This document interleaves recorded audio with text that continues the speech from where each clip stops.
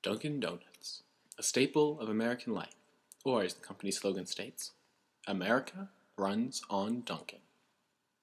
Everyone knows that some donuts are more popular than others. But are donuts sold in different proportions on different days? Does the day of the week affect variety of donuts sold?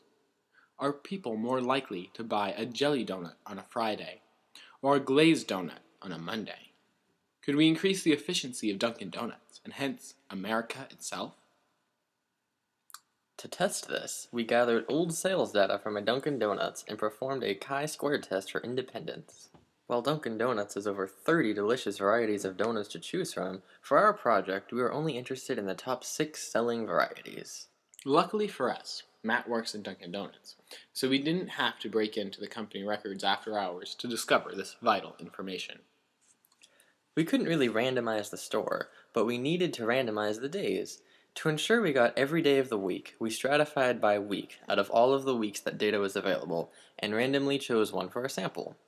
From that week, we took the amount of donuts that were thrown out each night and subtracted it from the amount of donuts that were ordered each morning. This gave us a total for the amount of donuts sold each day for 7 days. Just for fun, if you add up the table, 1,556 donuts were sold in 1 week. When multiplied by 52 weeks, that comes out to 80,912 donuts sold in 1 year.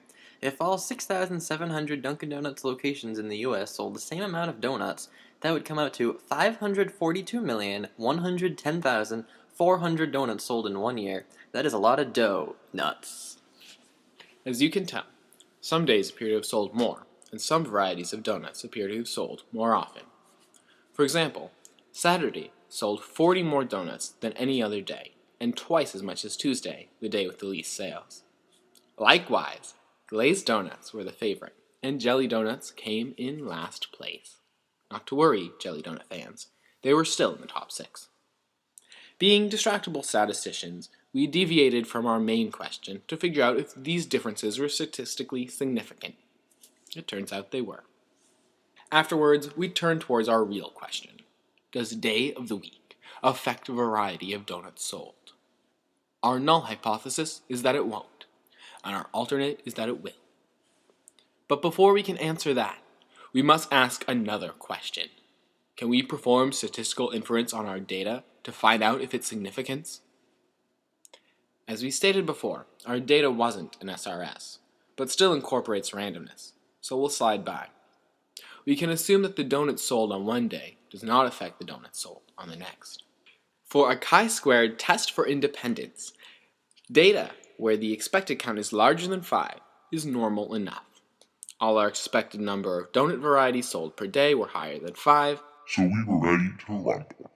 At this point, we threw down some numbers and did some hardcore math, or rather, entered a single matrix into our calculator and pressed a few buttons. We got a p-value of 0.273, or 27.3%, which is much higher than the significance level of 5% that we neglected to tell you about earlier. So even though we found that at the 5% significance level, people like some donuts more than others, or at least some sell more, and people buy donuts more on certain days, people are not more likely to buy a certain type of donut on a certain day. The day and donut variety are independent. Another way to phrase this is that the same proportions of the top 6 donuts are sold each day, even if some days have higher or lower sales overall. For every 2.069 people who buy a glazed, 1 person will buy a jelly. Alas, our data was not without potential for error. One problem with our data is that we only used one of the 6,700 Dunkin' Donuts locations in America.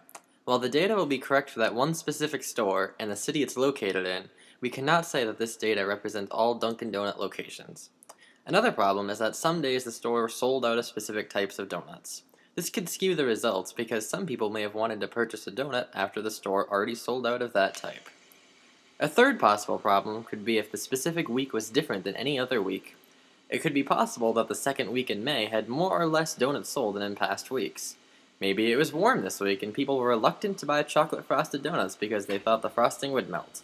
No one wants to buy a melted donut. In conclusion, Americans love donuts, and they will buy the same variety of donuts no matter what day it is.